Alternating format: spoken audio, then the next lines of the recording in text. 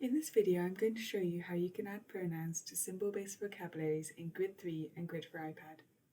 For example, you may want to add some non-gendered pronouns such as ze, they, or per. I'm going to use Supercore 30 as an example, but you can do this in any grid set that you like. First, you need to identify where in the grid set you want to add these words. In Supercore, I would suggest looking in the people area. This grid is pretty full, but if I select more people words, you can see there are a few spaces here where I could add some extra vocabulary, and if you wanted, you could always make a jump to a new grid if you needed more space.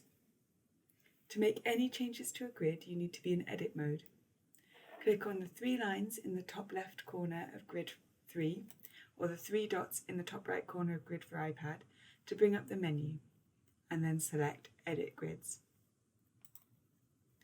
Once you're in edit mode, we're going to create a new right cell.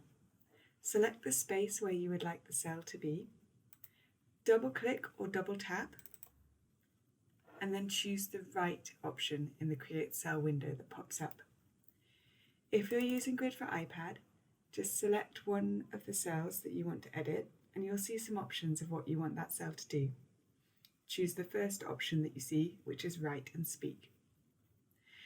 Now we can write the cell text. I'm going to use the example Z, which is spelled XE. I can type that onto the cell using my physical or on-screen keyboard, and then I need to choose a symbol. Do this by selecting Find Picture in the top bar on Grid 3, or if you're in Grid for iPad, you can tap the picture cell, picture icon, and then select Find Picture. We want a symbol, and it's up to you what you choose here, but I'm going to search person to see if I can find something gender neutral. I'm quite happy with that first option, so I'm going to double click to select it, and you'll see it's been put onto my cell. When you've created your right cell, we need to tell Grid that we want it to act as a pronoun and to change the verbs to the right form. To do this, we're going to use the Advanced Edit option, which you'll see in either program.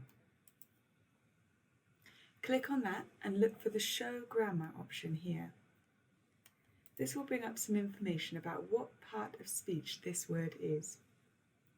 We want to choose pronoun from the drop down here, and then because C is used when we talk about someone else in the third person, we can choose third person in this first drop down, and then singular in the number drop down. And that means that this cell will affect verbs in the same way as he or she. You can select OK to save those changes.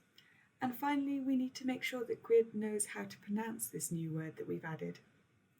We are working with our voice providers to improve the pronunciation of non-gendered pronouns, but in the meantime, you can use a setting in Grid to make this work.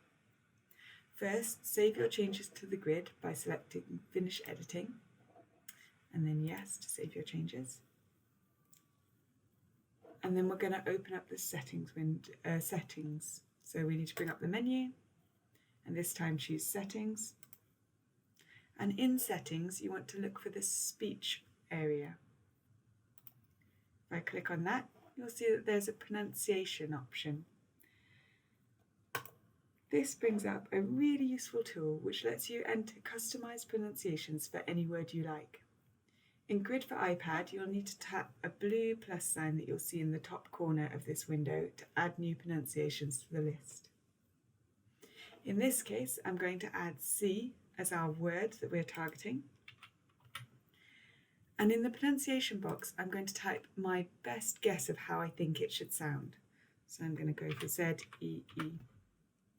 You can see there's an option here to test what that sounds like. Z. And then you can tweak the pronunciation by adding extra letters or changing how you're spelling the word and see if you can get it to sound just how you want it. I'm going to add an extra E and test again. Z. And I'm much happier with that pronunciation. So once you're happy, you can select Add Pronunciation or Save in Grid for iPad, and then you can click OK or Done.